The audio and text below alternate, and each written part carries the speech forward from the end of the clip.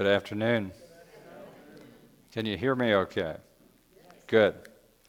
Well, the first part of our two-part seminar this afternoon is we're going to look at cancer, potential causes, and what's been happening in the last 30 to 50 years in our country, and why North Carolina in certain populations has cancer as their number one killer and is outrunning heart disease.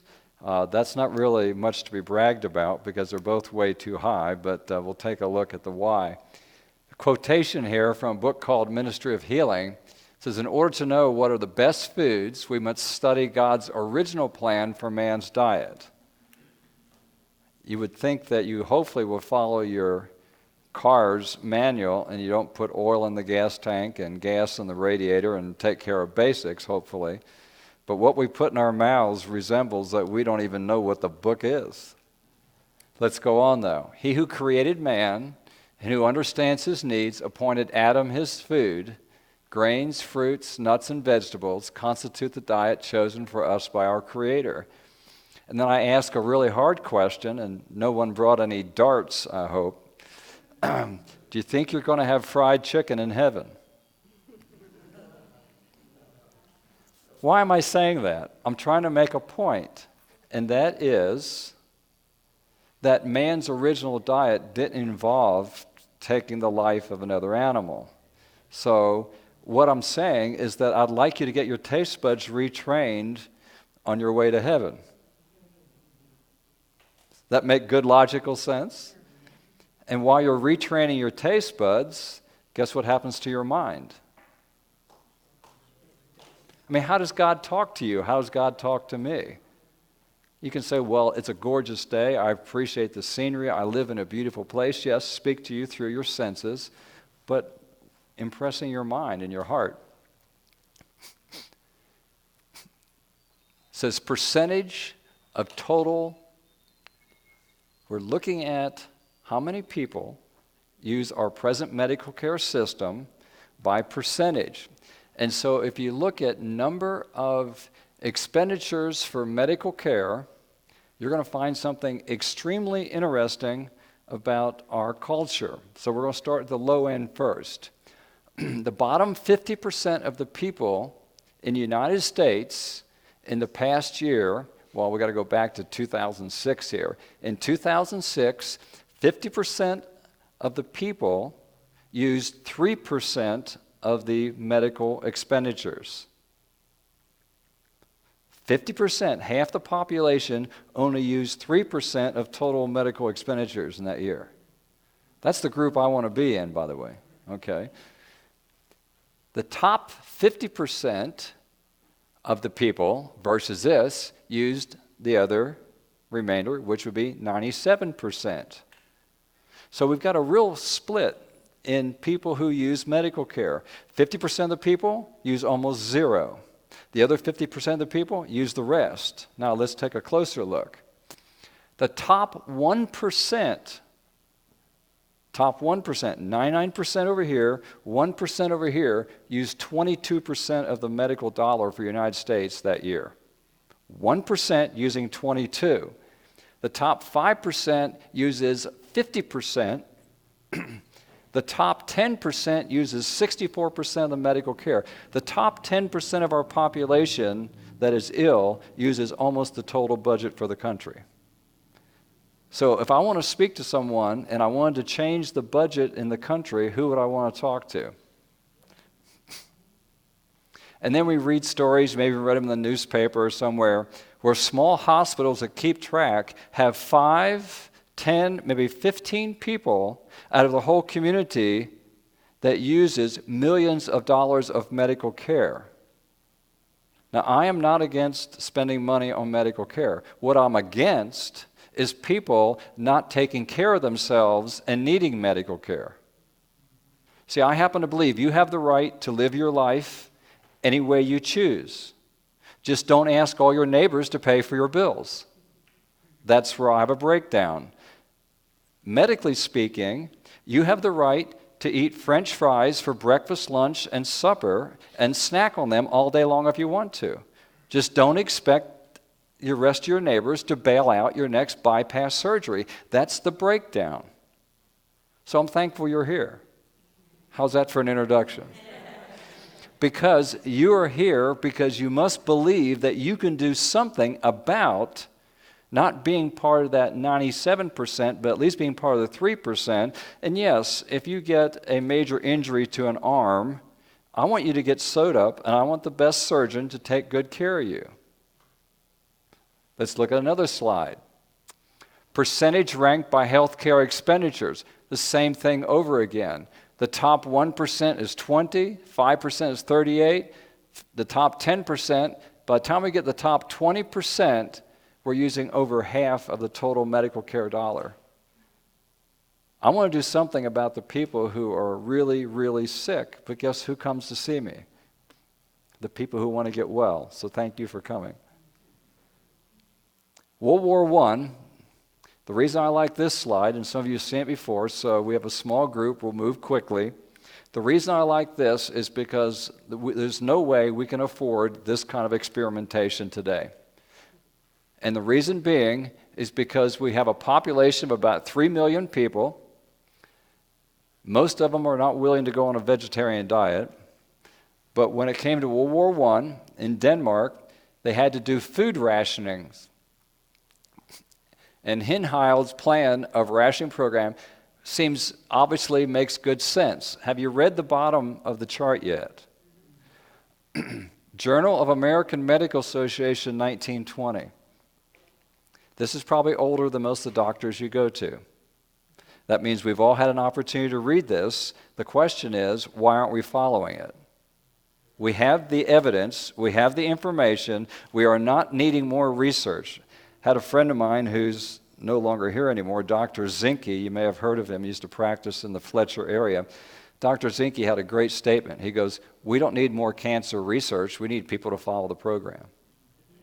But how many people knock on your door? I need American Heart Association. Then we get the American Cancer Association. Then we got the American Diabetic Association, all asking for more money. We need more money for research. I'm going, no, you don't. You need people to follow what we already know. Then one young man came, and he wanted to sell me a cancer policy. Well, you've had these people knock on your door, right? Okay. They want to sell you a cancer policy. And I had him in, sit down. I go, I have the answer. I said, I can tell you how to prevent cancer, and you won't need to buy you won't need to have your policies. So what am I doing? I'm offering him a job, right? Or I'm offering him to get out of his job. But that's how ridiculous our culture has gotten.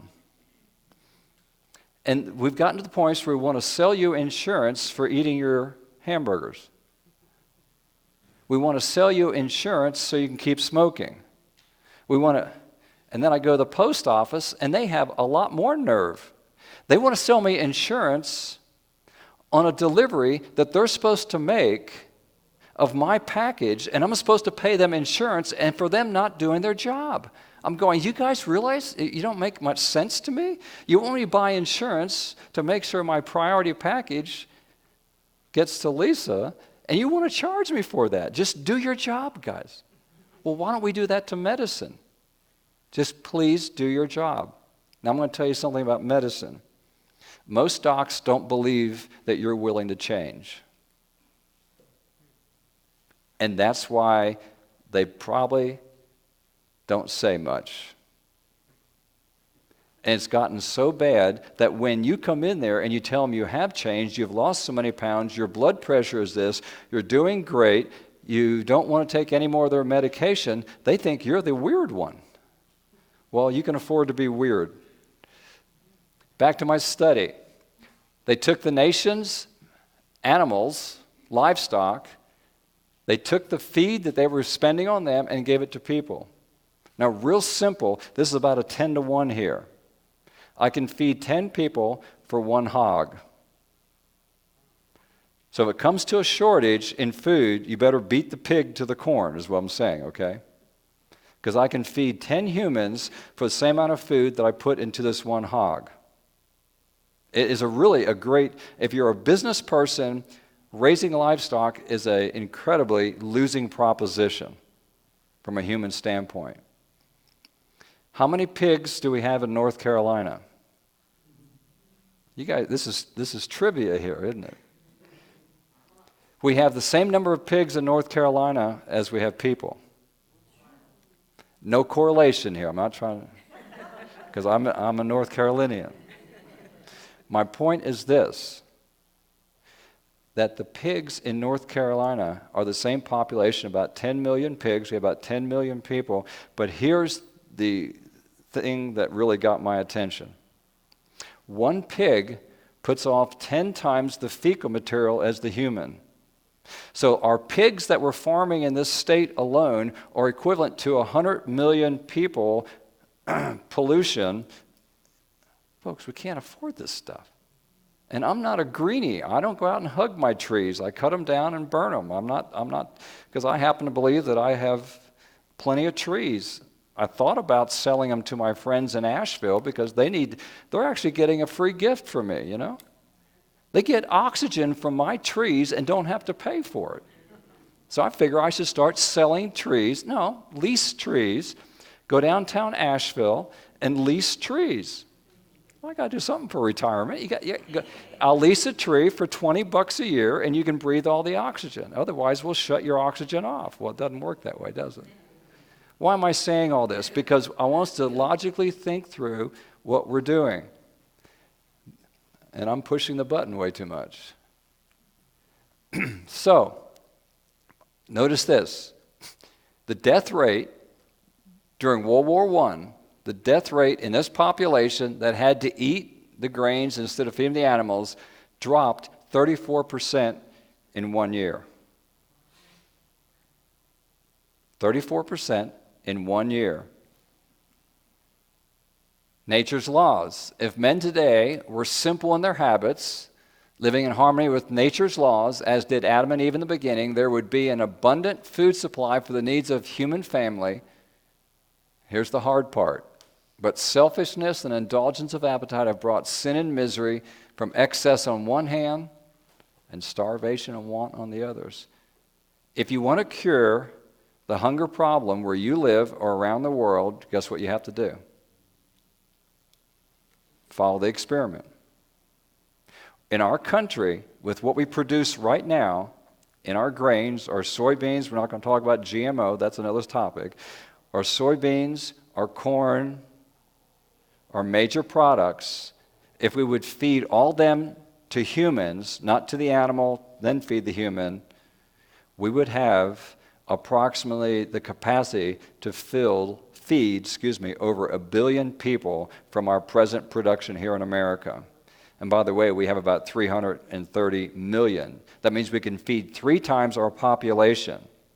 That's how much excess we have. If you don't like your food bill because you keep seeing it going up, how would you like it to cut it by 1/3? We'd have so much stuff we wouldn't know what to do with. Incredible what we've done. So when it says that selfishness and indulgence of appetite is a major consideration.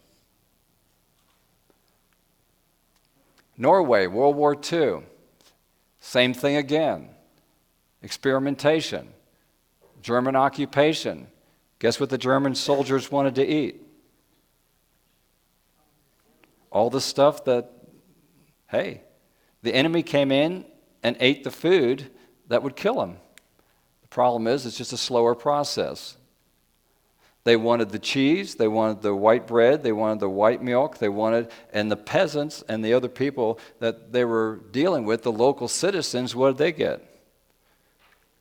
They got to eat greens, they got to eat their whole wheat bread, they probably got a little bit of oatmeal, and they probably got a lot less to eat, and look what happened. The age-related death rate per 10,000 population from 1938 to 1948, this 10-year span, I want you to notice the top graph first. Those of you that are 80 years of age and older, you can teach an old dog new tricks. No pun intended. The 80-year-old age group, their death rate at the beginning of the war was 200 people per 10,000 population. During the war, look what happened. It dropped down to 100. There is no way that a medication, that a clinic, that anything else can do this, folks. This is a diet intervention. Were they under less stress? Obviously not. The country was, they may have lost the home they had for 80 years. They may have watched their son go off to war. This was not about a stress reduction program. This is a program where they basically said, you can't have the hog, you have to have your collard greens. 60 to 79 years, it went from 25 people per 10,000 down to 5. That's a 500% reduction in about 6 to 7 years. The younger age group, 40 to 59, they peaked at about 1.2. They went down to 0.1, about a 1,200% reduction in death rate in that short period of time. These are the kind of facts you can't argue with. So now you see what I mean. We don't need more research. We need more people to do the program. And some of you have experienced the benefits that I'm talking about already. Just from circulatory disease, the death rate, once again, the same time frame, death rate per 10,000 went from over 31 down to 23. If that happened right now in the United States, you'd put 1/3 of all the hospitals out of business. Well, that's the best way to do it. If you keep buying the same stuff on the grocery shelf, they're going to keep putting it back on the shelf for you to buy. Don't get upset at them. Just stop buying the product. Mr. Ingalls is a businessman. He will not keep stocking his shelves with junk if you don't buy it. In fact, you'd be surprised how quick it comes off the shelf. Something doesn't sell for a month. Fat consumption and death rate, look at the death rate over the years. Dropped down 1938, 1940, 1942, 1944. And then why did it start going up again?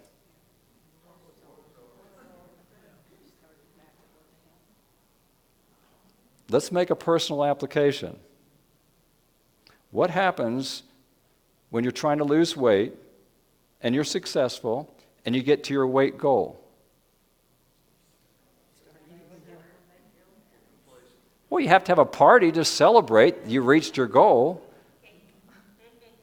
And then you get on the scale the next morning and you go, wow. Why am I saying that? Health never has an endpoint as a goal. Health is something that you do to achieve whether you're age 5 or whether you're age 85. Look what happened to these people. Boy, when this war is over, I'm going to eat all the bacon I can get my hands on. That pig better watch out if there's one left in the country because we're going to argue over it. When I get done with this war, I'll eat all the donuts I want to. So they didn't learn the lesson. But even where it was externally imposed on you, if you couldn't get all your junk food, you would lose weight and you would get healthier. But would you stay that way? Look at the answer. As the war concluded, they were consuming about 17 kilograms per person per year of fat. That's about 36, 38 pounds of fat. After the war, what happened? Up, up, up, and we're about at 14, not quite as high as here, but look at the death rate. The higher the fat in the diet, the higher the death rate. Over and over again. The most common cancer deaths right now in the United States have not changed for the past 50 years, and it should because we're having less people smoke. Males have decreased their smoking. Females have peaked, and hopefully they're on their way back down. And the medical community doesn't have anything to brag about here, and we're still trying to convince the nurses that they need to quit smoking. Doctors, for the most part, don't smoke. Or if they do, they hide it really well. I can't think of the last time I saw a doctor smoke. Nurses, I don't know. I guess they think that they take care of people and give them good care, and they get to have an exception or get home free or get out of jail free pass. Number one in males, lung cancer. By the way, this is deaths. Obviously, the number one cancer is what? Skin cancer.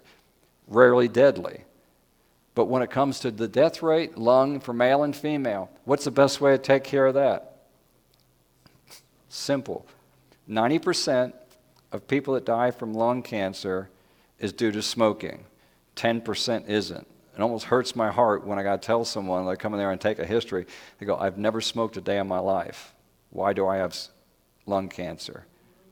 Well, it proves that smoking is not the only cause. It's just the major one. For males, colon, high fiber diet, and prostate. On the female side, breast is number 2 and colon is number 3. So that's the biggies. We'll be spending most of our time taking a look at that.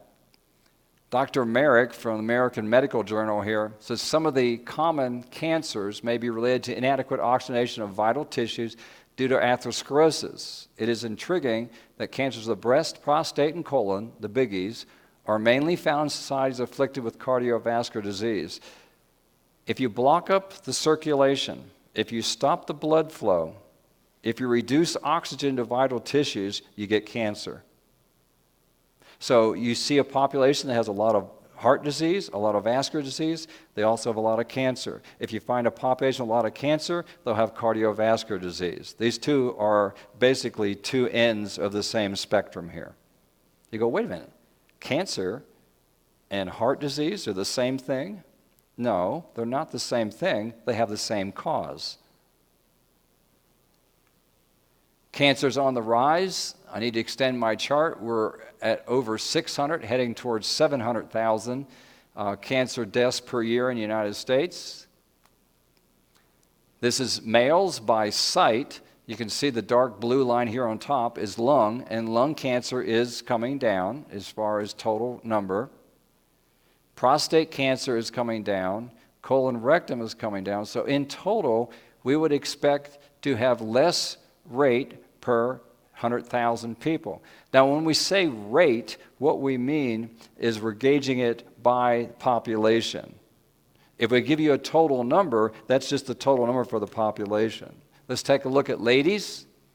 Once again, we go from 1930 up to 2005.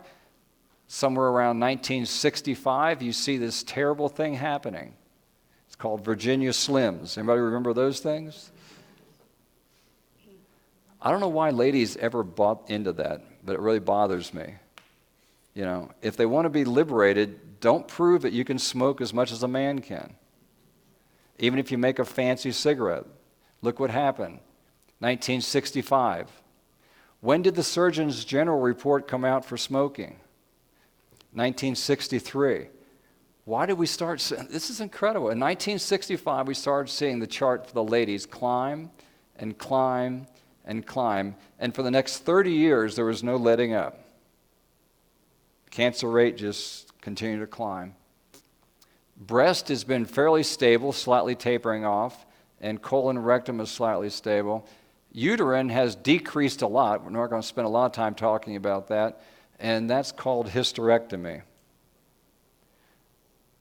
Ladies over 50 years of age, 50% of them don't have a uterus anymore.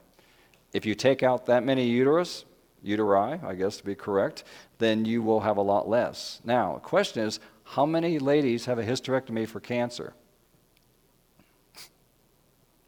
15%. 85% of the uteruses that are taking out are non-cancer. I won't go into all the implications of that. That's not our topic for today. I was just trying to make a point. I think that we have majorly overstepped our limitations there. This slide, please take time to learn it. This slide says it all. Maybe it doesn't say it to you, so I'll explain it. May not even look that impressive, but it will be before I'm done. Heart disease, rate per 100,000, we're looking at 1950 versus 2005. So 55-year span. We've doubled our population. We were about 150 million here, and here we're over 300 million. So we've doubled our population. So if you double your population, If the rate stays the same, you expect to have the same number. Look what's happened. In 1950, the rate for heart disease was 586 people, mostly men, per 100,000 population. Fast forward 55 years, our death rate for heart disease is 211. What's happening to heart disease? It's dropped almost 2/3. That is incredibly amazing. So how is it still our number one killer? Because we have twice the number of people. Let's take a look at cerebrovascular stroke. Stroke has dropped from 180 people per 10,000 back in 1950 down to 46 in 2005. I'm going to give credit to where credit is due, and then you're going to see the shocking effect. Influenza and pneumonia from 48 down to 20, about half. Look at cancer. Look at cancer. Have we made much progress from 1950 to 2005 in cancer? No, dismal. And what have we done? We've chemotherapied, we've radiated, we've surgitized, we won't call it. What have we done? Now you know why I want to talk about it. That is such a black mark on the medical community. It's painful.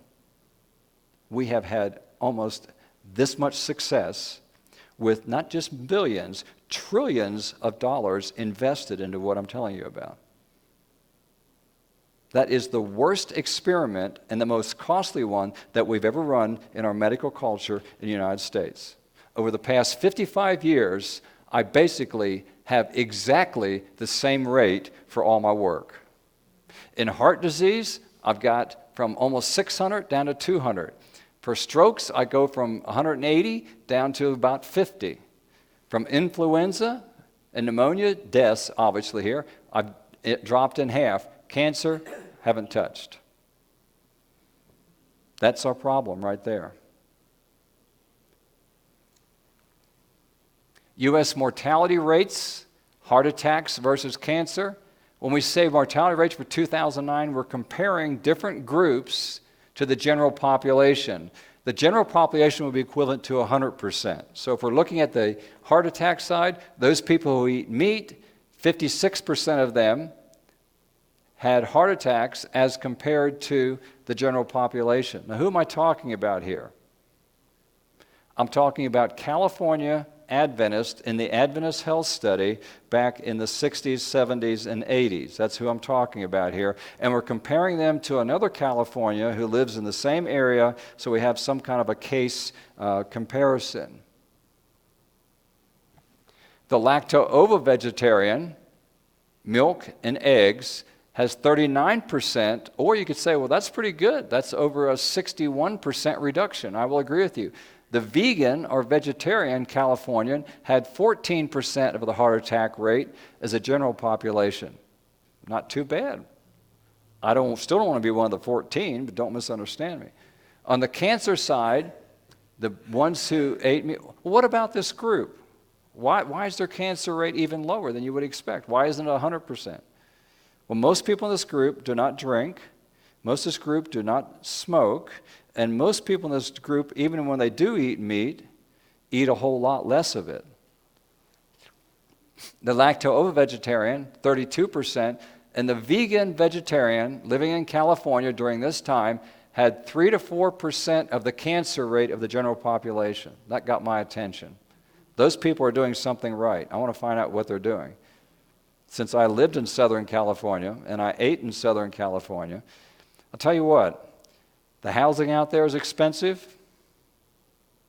The roads are expensive. But if you want to be a vegetarian, there's probably no cheaper place to live that I know of. Seriously. My wife and I would spend close to half of our budget at this one place called Edinger Market. We lived right near Laguna Beach. And, I mean, grapes, they almost would give them to you to get them out of the store. Seriously. You pay, $2.29 up to $3.29 a pound. Guess what I paid for grapes? I get 10 pounds for $1, probably easy. Just here. I mean, and it wasn't a small table. It was a table like 6 by 6, and they would take a basket and pour it on there, or whatever they did. I mean, it was heaped up. I mean, you can live. Right next to my home was a place called Miles Square Park. Next to that, they had strawberry fields. And I want to tell you that California has the best strawberries. It's just that you don't get any of them. Because by the time they ship them here green, and somehow they put them in a factory and make them into cardboard, and they send them here and they say made in California, I'm going, this is really a slap in the face. Because the berries that I got were as big as they are red to the core, they are sweet as anything you can get out of Chesney, South Carolina, and they're huge. The combination is absolutely incredible. So if you haven't gotten California strawberries, vine ripened in California, then we're getting a bad reputation. Breast cancer, the first one we'll take a look at. By the way, there will be a handout on the second session, so don't overly worry about taking notes unless you just want to. The dietary fat in general, not a specific kind of fat, we're looking at all fat in general here, more breast cancer deaths. And so we look at dietary fat, and we look at death rate. Those populations, those countries that eat more fat, have a higher death rate from breast cancer. We believe there's a correlation. Here's the United States and Canada. Here's Japan and Thailand. So different of these countries are known for different types of fat. Let me go to this slide here. Same kind of slide, but I want to show you where Italy is. I want to show you where Portugal is. I want to show you for Czechoslovakia, Hungary, etc. I want to show you where Thailand is, and I want to show you where the United States is. Now, when you think of Italy, what kind of oil do you think of? So, let's make a point. If olive oil was good for breast cancer, I wouldn't expect Italy to be here. For the quantity they eat, I'd expect them to be down here. Not happening, folks. Now, is olive oil better than lard? Obviously, no question. That's not the point. The point is, don't call something good when it's really not. While we're talking about breast cancer, we want to look at one of the major factors, and that's hormonal influence on any of the female organs that affect that. The top level here is the levels of estrogen on a typical American diet. Notice the estrogen levels are going to be higher, and they're going to be longer duration over the years. So we find that a meat-eating, typical American goes through puberty at age 12 and goes through menopause at 50 or later.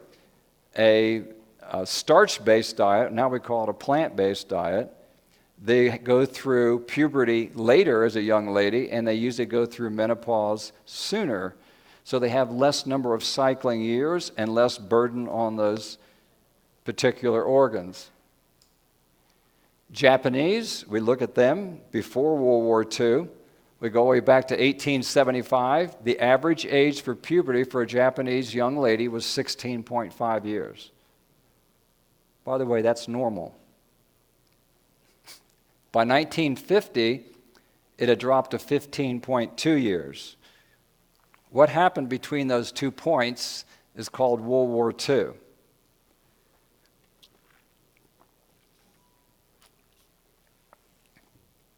World War II brought in dynamic changes, obviously, to their country. The problem is when America goes back to help people out, what do we bring them? We bring them some construction materials, we bring them some aid, financial aid, and we bring them McDonald's and Long John Silver's. And we bring the Colonel, Kentucky Fried Chicken. And then we bring them the materials to build their hospital. I've watched it over and over again. Just look around the world and you look. Between 1875 and 1950, World War II had obviously taken place, and they were starting to rebuild Japan. the average age had gone from 16.5 years down to 15.2. What took 75 years to reduce the age at puberty took now 10. Do you feel like we're on a slippery slope in the wrong way? Another 10 years, dropped to 12.5. The experiment stopped at 1974, 12.2. Compared to Caucasians here in the United States, 12.5. What's the average age of puberty for a young lady now in our country? 10.7 years. We have an overabundance of cancer that we haven't seen the tip of the iceberg yet. You can't do that to a human and expect them to survive. We're not made, the young lady is not made to have these kind of hormones in her system at that young of an age before she's even developed. Now, before I pick on the ladies too much, believe me, when the testosterone hits the young man at age 11, you wonder what happened to your boy. Mark Twain had a saying. He said, when they turn 13, no, let me back up. When they turn 11 or 12, you put them in a 55-gallon drum. Well, he had the old wooden ones back then, okay. When they turn 13, you put a plug in the... He didn't say about anything else. The point he was trying to make is that hormones have a dynamic effect on all of us, especially when you have a teenager, and then even more of a dynamic effect when the teenager hasn't got their brain yet.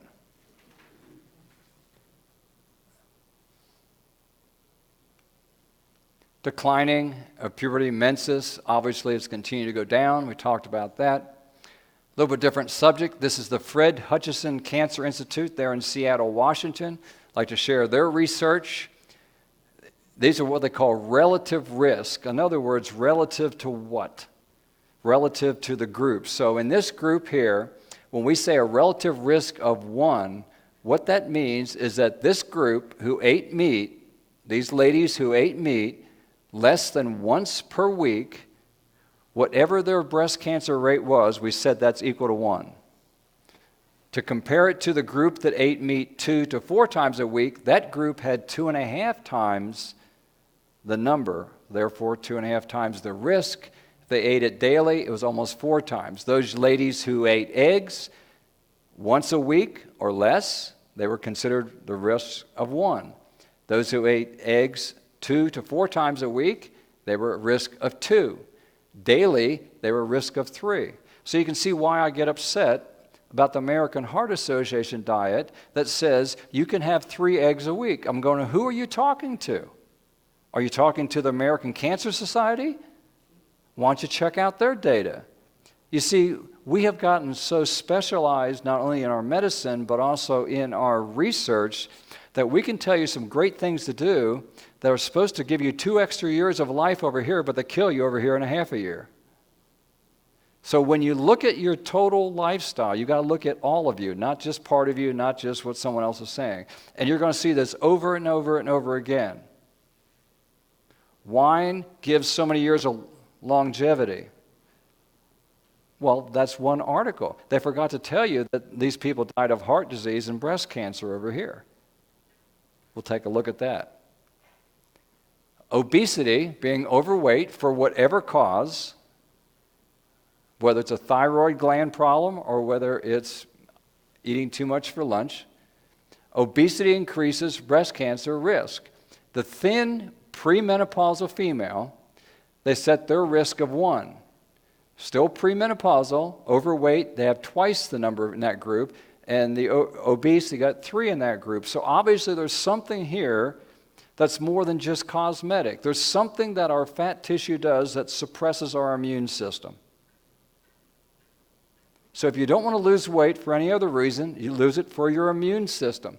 Postmenopausal, the thin female is 1. The overweight female during menopausal years has 5 times. The obese female, 12 times.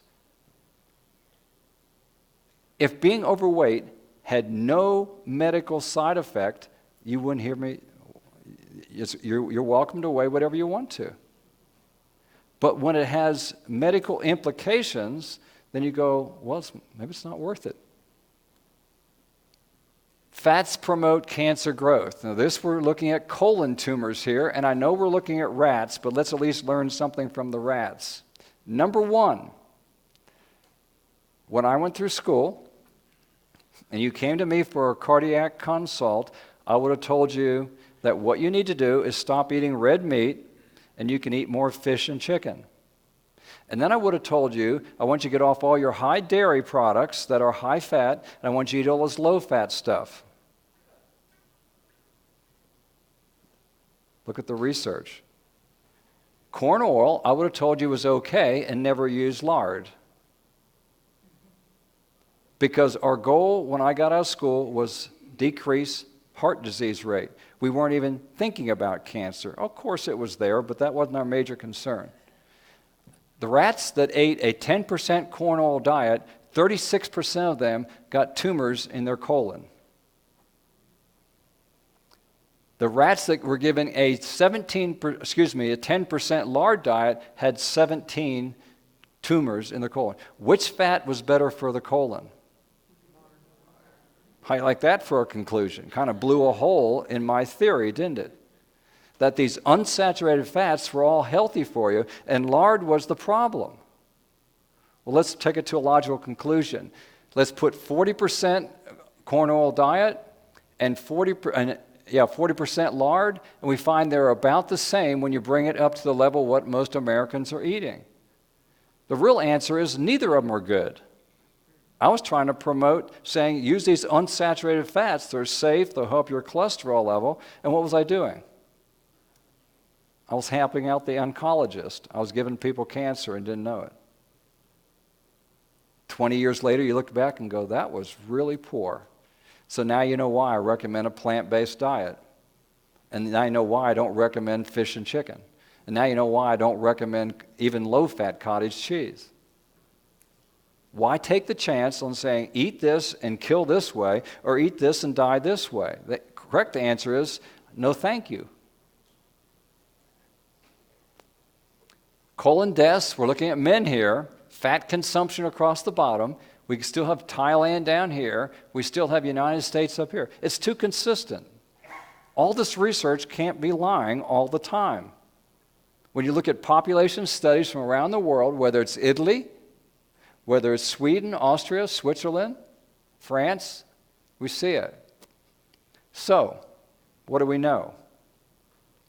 When it comes to colon and rectal cancer, 90% of all cases occur after age 50. That means that this is a cumulative inflammatory disease process that takes 50 years to get you. It's like smoking. The first 50 years aren't too bad. It's the next one that got people. The next thing we learn is the third leading cause of death in the United States. It's the second leading cause of cancer death. Third leading cause of cancer. But as far as cancer deaths, it's the second. Average lifetime risk for developing this from your whole life is 6%. And you go, oh, that's nothing to worry about. Well, which 6% do you want to take? We always want it at the end. Men and women are affected equally. Women are more likely to have right-sided adenomas. Okay, take your right hand, put it on your right side. You ladies have yours in the ascending and maybe transverse colon. Males, obviously, going to have it somewhere else. So what does that tell you? We're not all made the same, number one. Number two, it should also tell you that before they invented the flexible sigmoidoscope, they couldn't see this side over here. Okay, distribution evenly among racial groups. African Americans and Hispanics have a lower survival rate. I don't know if they wait longer, if they get less colonoscopies, I don't know. At the same time, this is just the data that we're showing. Now, why do I show you this slide? Some of you are interested in biochemistry, some of you may not be, but I'm showing you in a pictorial way what an unsaturated fat molecule is and why it causes more cancer. You see, anytime you have double bonds in a fat molecule, you allow yourself an increased level of inflammation in the body because it can raise more havoc on your cell membranes. And every cell membrane, whether it's brain cell or kidney cell, is made of these fat layers in it. Now, to show you a little more chemistry so that you can understand when we say omega-3 fats and omega-6s, etc., this right here is an omega-3 fat because it's in the third position in these chain of carbons. So we got a third position, a sixth position, a 9, and a 12, and a 15 position in a 20-carbon EPA molecule. So what am I saying? Number one, a refined fat that even though can be an omega-3 fat, a refined fat is still not a good fat because it can still cause inflammation. I don't know if I'll have time to share this afternoon yet, but the whole article has come out on debunking the whole concept of omega-3 fish oils and that Eskimos live longer. Well, Eskimos, you should have figured that one out. That was a lie to start with. What's the average age of an Eskimo? In their 40s. So we obviously something they weren't doing too well. And so we've kind of had to go through that and show logically that the initial research is wrong. We're picking on men here. Prostate cancer deaths, fat consumption. I didn't make these charts up, folks, but they almost look like I just changed the names and show you the next chart. You see where Italy is. You see where the United States is. It goes hand in hand. I wish Japan was still there. Japan has not learned well from us. Since the post-war time frame, since their reconstruction, the smoking rate, cigarette smoking rate in Japan is higher per capita than here in the United States. The red meat consumption per capita of Japanese is higher than the United States.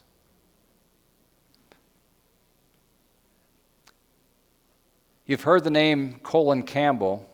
The doctor who wrote the China study, did the work obviously in China, is a PhD in nutrition that wanted to find, basically his goal was very valid. I want to cure world hunger. And I can help cure world hunger if I can get enough protein to people. That was his goal. Research was in the Philippines. Went to the Philippines, and he said, okay, what can I do?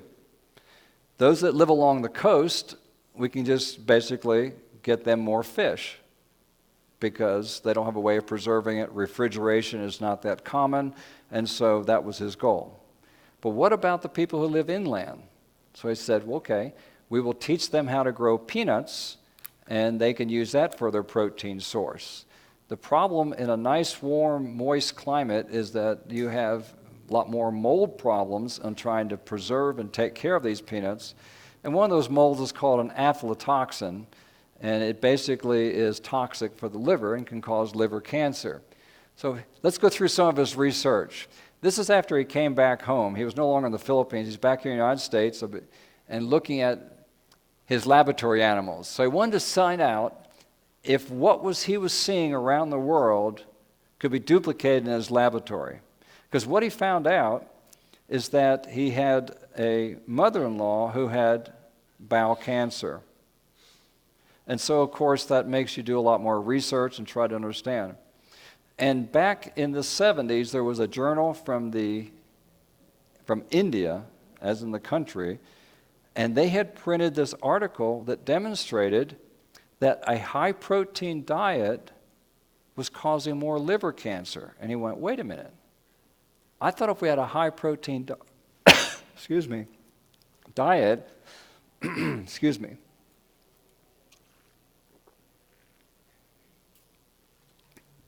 that we would nourish our people better and they'd have a lower cancer rate. This article was saying just the opposite, that the people on the high-protein diet in India had a lot higher cancer rate than the peasants who couldn't afford the high protein. So here's this research back home now. Laboratory rats fed different protein amounts. A 5% protein in their diet had the lowest rate of cancer growth.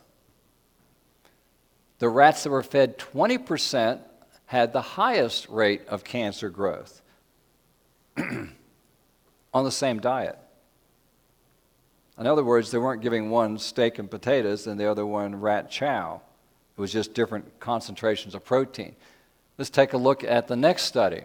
He took another study, 2 groups of rats, and he actually gave them a cancer-causing agent, injected with high doses of carcinogen. Can you expect which one he selected? Aflatoxins. So a high dose of aflatoxins, and they fed them a low-protein diet, and they had a low response or a low cancer rate. The rats that were injected with a high dose of carcinogen, fed on a high-protein diet, developed a high of response to cancer. So on a low dose of the toxin and a high-protein diet, they got a high response. On a high dose of the toxin, on a low-protein diet, they had a low response. So what have we done? Why in America have we pushed protein and pushed protein and pushed protein and pushed protein until now? I have people that walk in the office and they brag to me about their protein shakes that they take every morning with another 20 or 30 grams of protein in. And hopefully my face doesn't look too much in shock. I'm going, why you want the extra protein? Oh, protein's good. Where'd you hear that? Before you were born, right? We have been sold a bill of goods, and we have promoted our disease process. And of course, what happens? Being raised a vegetarian kid, I was supposed to be scrawny and skinny and couldn't outrun everybody. Well, that isn't quite the way it happened or worked out. But the real issue is that the first question you will almost always get when you're a vegetarian is what? Where do you get your protein from? And I'm going, how do you avoid it? And the next question you get is where you get your calcium from. And if someone's a little more astute, they go, and by the way, where do you get your B12? Pretty simple. Eat like a cow and you get all 3 and don't have to worry about it. But the point is, we don't need this high protein. You need protein to build muscle, tissue, and body. When you reach your adult height, your protein requirement is significantly less than getting there, whether you're a laboratory rat or whether you're a human. And if anything, we probably eat as much or more protein now than we did when we were a teenager. Back to the story. Dr. Campbell found that if he wanted to reduce the cancer rate in his laboratory animals that he was injecting with cancer, control the protein and get a whole lot better response. So what was his conclusion? His conclusion, in my opinion, is still generous. He concluded that adequate protein for body growth would be about 10%. Now, why did he come to that conclusion? This is the death rate of his laboratory animals. Those laboratory animals that were fed 4% dietary protein had the least amount of foci, or tumors, developing at 6%, at 8%, at 10%. Why do you pick 10%? Look at the jump between 10 to 12%. He was looking for that part of the curve where he sees a rapid increase. If you're drawing a curve through here, you come through here, and all of a sudden you'd see it almost go straight up. So he was trying to find the optimum amount. Excuse me. I propose for you that 10% is the most generous. You can do well on 8%. We haven't had populations living well on 6%, so we know about that one. So 8 or 10% is very, very adequate. The ketogenic diet is very interesting to me. 75% fat,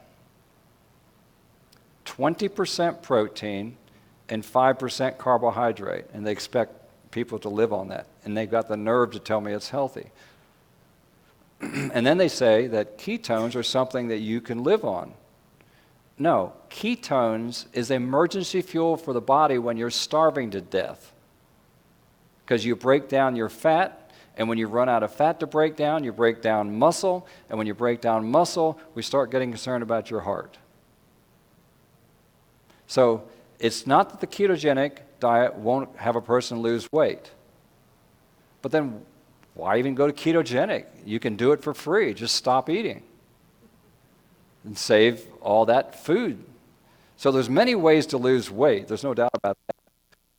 Bringing up the ketogenic diet is because we have a diseased population, and sick people seem to do a little better on the ketogenic than I'd expect them to. That's really the bottom line. It's actually a critique on our poor health, not a way of getting healthy. Dr. Longo, comparison of high-protein diets, he compared a 20%, greater than 20%, moderate, and a low-protein diet he called less than 10%. But here's what came out.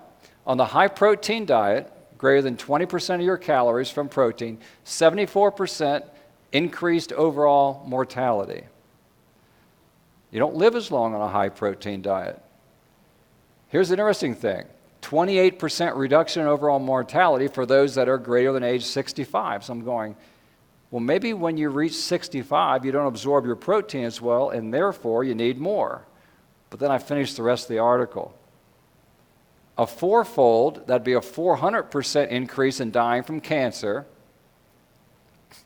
and a fivefold or a 500% risk of dying from cancer for diabetes. I'm going, for a 28% gain, I'm getting a 400 and a 500% in the wrong direction.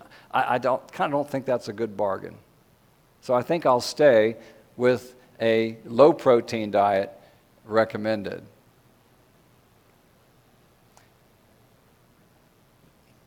Did you read the last part? The relationship pea protein for your protein shake tomorrow morning, called plants. By the way, where does protein come from anyway? Protein doesn't come from the cow. The cow has to eat something to get the protein. So where does all protein come from anyway? You're right. The little fish has got to eat the plantain, and it keeps working way up. We just happen to be the biggest fish. Biology of proteins on animal proteins: increased intake, increased disease. They're high in saturated fat. There's no dietary fiber. They are low in antioxidant, and they're low in vitamins. Well, that makes sense. The cow got the vitamins. Plant proteins, increase intake, no disease.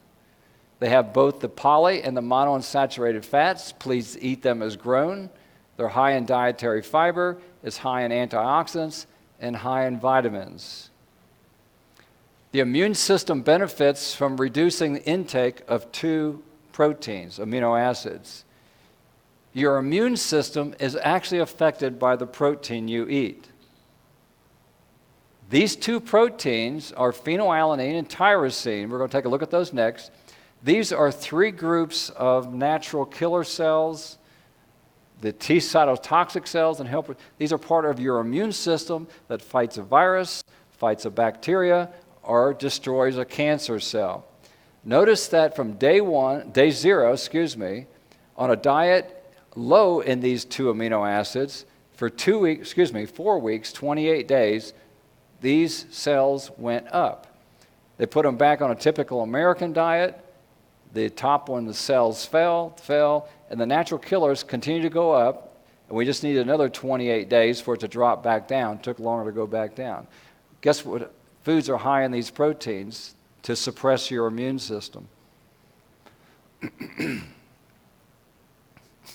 Look at the bottom of the chart first. What was I telling my patients? What was I telling them?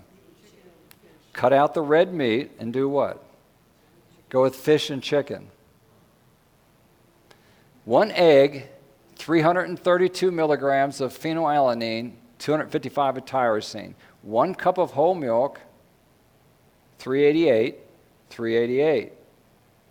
Crab, almost 800 and over 600. Tuna, the healthy food, almost 1,800. Steak, 1,800 plus, and chicken tops it off at 1147.90. So I've got a question for you. If I'm encouraging people to eat more chicken and more fish, what was I really doing for them? But what if I was lowering their cholesterol level and they came back in, had a better lab report, and I could show you? It's called cut off your nose to spite your face, or what Dad used to say, okay? Do you realize what kind of decisions we've made in the past that have wiped people out? Here I was, suppressing people's immune system big time to help out their heart. Doesn't make sense. So therefore, a lot of the recommendations that we are making or were making, and yes, I still hear them, by the way, and you may have even heard them from your own doctor. You say, thanks, doc, I needed cancer. If you look at the top, applesauce, apples, cabbage, collard greens. When you get to lentils, 1 cup, and this is probably dry lentils, so it'll be 3 cups of soaked. I'm not saying don't eat lentils. I'm just showing you that if you lived on lentils, you'd be getting too much of these proteins. But when you look at this area, I mean, 1 egg, people have an omelet, 3 eggs, they're over 1,000 each before they get started, suppressing their immune system. Colon cancer and meals per day. A lot of research is going in recently, maybe you've read some of it. Meal patterns, having all your meals within a certain time frame. They even have the nerve to call it intermittent fasting now. If you eat at 8 o'clock in the morning, and you eat at 2 o'clock in the afternoon, you got 2 meals a day, within a 6-hour range, they're going to tell you you're fasting the rest of the day. I'm going, well, that's interesting, because I guess to fast. The point I'm getting at is that by allowing your body time to digest your food and have an 18-hour break between your last meal to your next one, it does a whole lot of improving on the immune system, and you reduce your risk of cancer. So let's take a look and see if it holds true.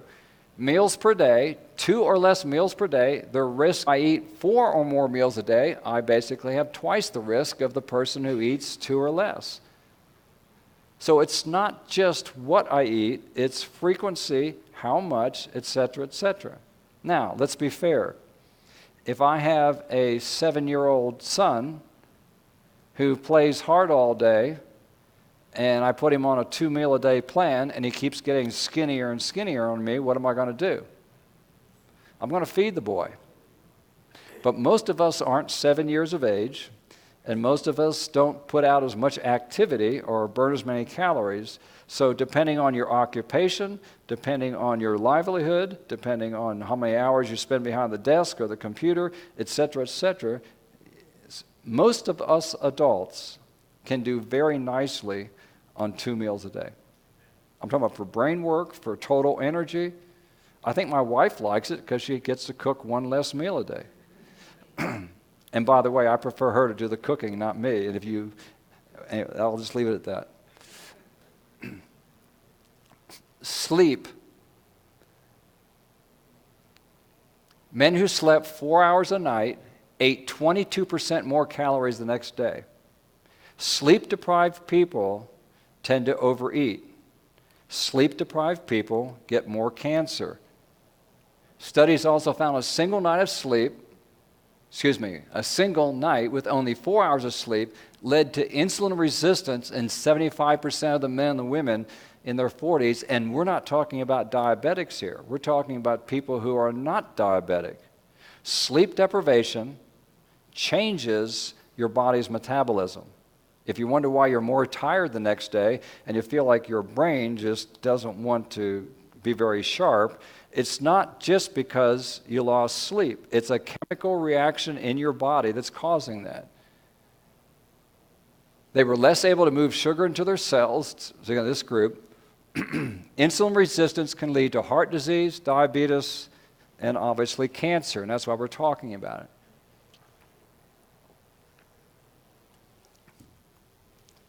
I'm going to have to open up for questions and give my voice a break. Skin cancers, once again, The logic here is impeccable. People that get more sun exposure have less skin cancer. You go, what? People that live closest to the equator get less skin cancer than what we do here in North America. The question is why? And I'm not talking about the color of their skin. That's not the issue here. What I'm talking about is diet. Take a look at this. A low-fat diet, which is not really low-fat, but they're calling it low-fat, 21% of your calories. The number of skin lesions, the number of skin cancers was 3. On the average American diet, at 39% of the calories, their number of lesions was 10. It's not just sun exposure. And yes, I'm not recommending go to the beach and damage your skin. But what I am recommending is that most of the problem with skin cancer is not the sun. It's the French fries. But we want to blame the sun and put sun blockers and all this stuff on and have at it. But if you keep eating the way you're eating, I don't care how much sun blocker you use. Have you noticed the incidence of skin cancer going down with all the sun blockers we used in the last 10 years? No. Somebody made a good business, though, and made us all look white-nosed. I mean, what a... I've showed you this before. Let's just take 2 examples. Fat in the diet slips up on us real quick. Here's Cineplex popcorn, 50 grams of fat, 632 calories, Kentucky Fried, 6 Kentucky Fried chicken drumsticks, 800 plus calories, 42 pounds, by the way, don't eat this, okay? 42 pounds of jelly beans, that's 52,000 calories. By the way, that is more than a lifetime requirement for jelly beans in case you're... Or I can give you 500 carrots for the same amount of fat, and it'll cost you about 15,000 calories. Let's look at this side. This is the fun side. For 59 grams of fat, you can have 3 McDonald's quarter pounders, or you can have 2,950 radishes. 1 beef platter over here, or 9.5 glow pies, almost 100 grams, 97 grams of fat, or you can have 485 potatoes. Folks, there is a reason why I eat as much as I eat and look the way I do. I am not a metabolic, dwarf or something. Your metabolism is not that bad, but you can suppress it depending on what you eat and when you eat. That's why the first session, 4 weeks ago, we talked about weight control. Weight control is relatively simple and relatively easy if we stop arguing with ourselves. The problem is stopping the argument and stopping the excuses. We all have them. I've got mine. You probably have yours. Mine might be better. Yours may be better than mine. I don't know. The point is that when you stop arguing with yourself about how you can justify your poor health habits, then you start going, you know what? I'm open for change. Otherwise, guess what we do? We keep arguing. And a year from now, are you going to still be arguing with yourself, or are you going to be open for change? We'll pass some of these. This is an interesting study. What they were trying to do is ascertain and compare the Adventist health study with Mormons. And so they said, okay, what's the big difference between the way this group eats and the way this group eats? Well, this group here, Adventist men and women, tend to eat less red meat than this group here. Both tend not to smoke. Both tend not to drink alcohol. So we've tried to look at some of these factors. What they found, the general population, of course, is 100%. Mormon women have 83% of the expected cancer death rate. Mormon men, 68%. They did better than the average population, obviously. Adventist women, 68% less, or 68% of the expected, so that'd be 32% less. And Adventist men, about 50% of the general population. So they're doing something right. I just don't like 50% of my patients dying. Eating meat, poultry, and fish, a lacto-vegetarian, obviously they're eating eggs and milk. Their ovarian cancer is 15.9. If they eat meat 1 to 3 times a week, it goes up. If they eat more meat, the more it goes up. We call this a dose relationship. The more I eat of a particular food, the more disease I get. So you can come to 2 conclusions. I'm going to leave it totally alone, or I'm going to eat less of it. Either way, you'll get an advantage. I just would like you to get the most advantage. I'm going to skip a few here, and we'll stop with that one. And you've seen that one multiple times. By the way, remember, most of the time that I spend here talking with you folks, I'm talking therapeutic diet. That means I'm making a few assumptions. I'm making the assumption that some of you got some blocked up coronary arteries, that you prefer not to have a bypass surgery. I'm making the assumption, even for myself, that I've got cancer cells in my body and I want my immune system to do a real good job today. I also make the assumption that I would like to have some prevention. And like I've told you before, and you hear me get on oils a whole lot, what we do know is to reverse heart disease, we get rid of all refined fats. There's no other way that we know of that has been successful in reversing heart disease and vascular disease. What we don't know is if I give you very small quantities of oil for your whole life, would you ever get to the point where you got blocked up arteries? I don't have that answer for you. But like I said, most time we talk about here is what we call therapeutic diet. If you have nothing wrong with you, you're healthy, no heart disease, no diabetes, don't need to lose a pound, your IQ has gone up in the past 5 years, what's better than going down? That's called dementia. You know, you're doing great. You may not need to be as strict as what I'm talking about here. But I can look around the room, and I've been a doctor long enough, most of you need what I'm talking about. Now, is it safe?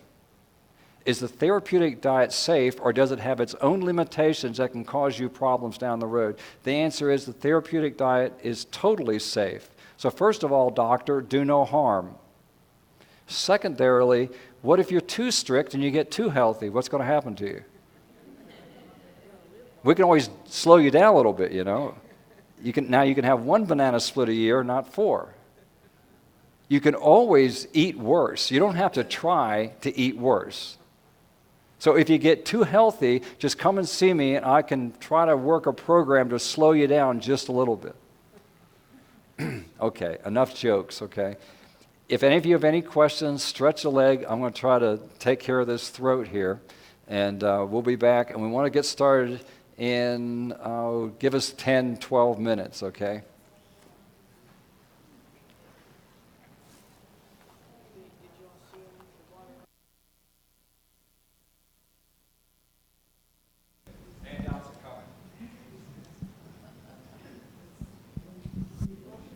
I thought he was going to.